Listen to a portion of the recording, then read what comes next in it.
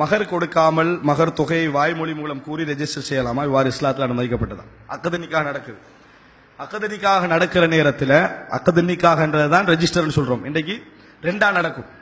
ஒன்று இந்த காதியார் எழுதுறது, அது இஸ்லாமிய அடிப்படையில் அதான் திருமணம். ரெஜிஸ்டர் அப்படி என்று சொல்றது ஒரு பாதுகாப்புக்காக, பதிவுக்காக, அது இஸ்லாமிய கவர்மெண்ட்டும் அதை செய்யும். ரெஜிஸ்டர் இஸ்லாமியன்னு சொல்லிடக்கூடாது. அப்படி நிறைய பேர் வச்சு ரெஜிஸ்டர்லாம் இஸ்லாம் இல்லை, அதனால பதிய வேண்டிய அவசியம் இல்லை. அக்கது நிக்காஹ் மட்டும்தான். பிரச்சனை வந்தா ஆள் யாரண்டு இல்லை, பிரச்சனை வந்தா ஆள் யாரண்டு இல்லை. அதனால என்னமோ சிங்கள கவர்மெண்ட்லாம் பதிகிறாங்கன்னு நினைச்சிடக்கூடாது. சவுதி அரேபியால பதியத்தான் செய்யறாங்க. ரெஜிஸ்டர் என்பது ஒரு பாதுகாப்புக்காக பதிவுல இந்நாள் சாட்சி இன்னார் பதிவு செய்யறது. அக்கது நிக்காஹ் என்றது வாய்மொழி மூலம் அதை ஒத்துக்கல்றது. எனது ஃபாத்திமா என்ற மகளை உங்களுக்கு நான் இவ்வளவு மகருக்கு முடிச்சு தாரேன், அவர் நான் அதை ஏற்றுக்கொள்கிறேன். சபையில எல்லாரும் பாக்குறாங்க, சபையில எல்லாரும் பாக்குறாங்க, இந்த மகளை இவர் முடிச்சு கொடுத்துக்கிறாரு, சாட்சி இன்ன நபர்கள் அப்படி என்று சொல்றதா இது. இந்த நேரத்தில் மகர சொல்லுவாங்க, இவ்வளவு மகரன்னு சொல்லி. இந்த மகர அந்த இடத்திலேயே கொடுக்கணுமா பிறகு கொடுக்கலாமா என்று கேட்டா தாராளமாக பிறகு கொடுக்கலாம். தாராளமாக என்ன செய்யலாம்? பிறகு கொடுக்கலாம். பிறகு கொடுக்கிறத ஒத்துக்கொள்றதோ மறுக்கிறதோ யாருடைய கையில இருக்குது? அந்த பெண்ணுடைய கையில இருக்குது. அந்த பெண்ணுடைய அதிகாரத்தில் தான் என்ன செய்திருக்குது.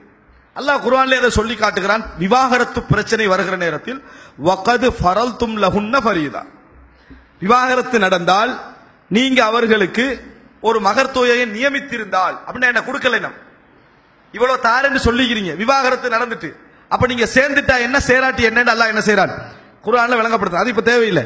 ஆனால் அந்த வசனத்தின் மூலம் நம்ம என்ன புரிஞ்சுக்கொள்றோம்? மகர் தொகையை நிர்ணயிச்சுட்டு சேரவும் வாய்ப்பு கொடுக்காம, அது பெண்ணுடைய கையில் உள்ளது. நான் மகர் தொகையை தாரன்னு சொன்னதா நீ எப்படி என்ன கலை முடிக்க வேண்டியதுன்னு சொல்லக்கூடாது. அது பெண் முடிவெடுக்கணும்.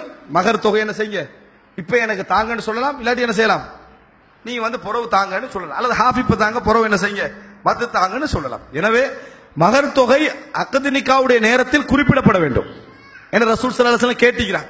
அக்கது செய்யற நேரத்தில் எவ்வளவு மகர் கொடுக்க போறீங்க, இவ்வளவு மகர் உங்களுக்கு இது போதுமா அப்படி ரசூல் அங்க செஞ்சுக்கிறான், கேட்டிக்கிறான்.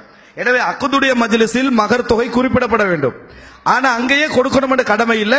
அது அந்த உரிமை யார்கிட்ட இருக்குது? பெண் தரப்பாருடைய உரிமை. அவங்க நினைச்சா அப்பையா தரணும்னு சொல்லலாம், பிறகு தரணும்னு என்ன செய்யலாம் அவங்க சொல்லலாம். இன்னொரு விஷயம் சொல்லிக்கிறோம், மகர் தொகையை நியமிச்ச பின்னால நீட்டி அடிக்க கூடாது. சில பாட்டி 10 வருஷமாய் மகர் இன்னும் கொடுக்காமிக்கிறாங்க. கல்யாணம் முடிச்சாச்சு, ஒரு 10,000 தாரன்னு சொல்லி போட்டு 10 வருஷமாக அலை கழிக்கிறது. அல்லது ஃபர்ஸ்ட் வருஷம் கொடுக்கிறது, கொடுத்துட்டு இந்த நேத்து தந்த 10,000 கொஞ்சம் சின்ன ஒரு வேலை வேண்டி மத்த தாரன்னு சொல்லி எடுத்துட்டு போயிடுறது, மர திருப்பி அடுத்த நாள் கொண்டு கொடுக்கிறது. இப்படி வச்சுக்கொள்ள கூடாது.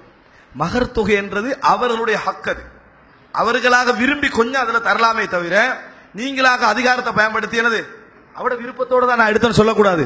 ஏன் நீ கேட்கிற தோரணையே விருப்பம் தராட்டி பிரச்சனை ஆயிரம் மட்டும் தான் கேட்கிறேன், அதனால அவட விருப்பம் என்றது அங்க நிர்பந்தம் தான்.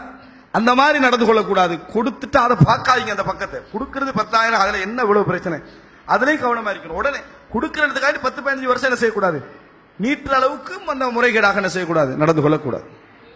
குர்ஆன் வசனத்தை ஓதுன்னு என்று சொல்றது ஒத்தர் அந்த நேரத்தில் கொடுத்தாகணும்டா ஓகே, இன்னொரு புற ஓதி காட்டணும்டா அது அவங்களோட கையில் உள்ளது. அவர் என்ன கேட்கிறாருன்னா, குர்ஆன் வசனத்தை கூட மகராக எனக்கு உங்கள்கிட்ட என்ன குர்ஆன் இருக்குது, அப்ப உங்கள்கிட்ட என்ன குர்ஆன் இருக்குதோ அதை கொண்டு அவர்களை என்ன செய்யறேன், நான் திருமணம் முடிச்சு வைக்கிறேன் அப்படின்னு சொல்லி வருது.